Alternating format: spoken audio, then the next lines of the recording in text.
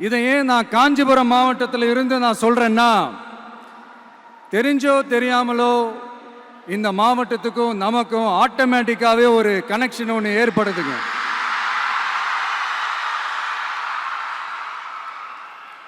ஏன்னா நம்மளுடைய முதல் கள பயணத்தை தொடங்கினதே பரந்தூர்ல இருந்து தான்.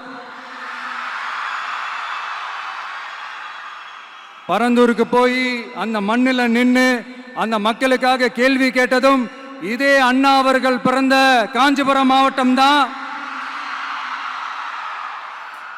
இன்னைக்கு ஒரு பெரிய மனவேதனைக்கு அப்புறம் இந்த மக்கள் சந்திப்பு நிகழ்ச்சிக்கு வந்திருக்கிறதும் அதே அண்ணா அவர்கள் பிறந்த காஞ்சிபுரம் மாவட்டம் தான்.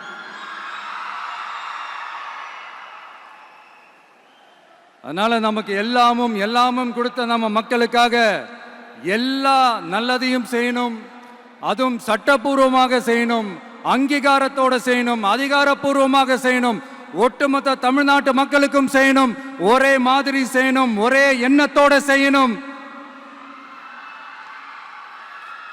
அந்த ஒரே லட்சியத்தோட தான் நாம் அரசியலுக்கே வந்திருக்கிறோம். அதனாலதான் மக்களிடம் செல் அப்படின்னு சொன்ன அண்ணாவை கையில் எடுத்தோம். அவங்க சொன்ன மாதிரி மக்களை நோக்கி போறோம். ஆனா மக்களிடம் செல்னு சொன்ன அண்ணாவை மறந்தது யாரு?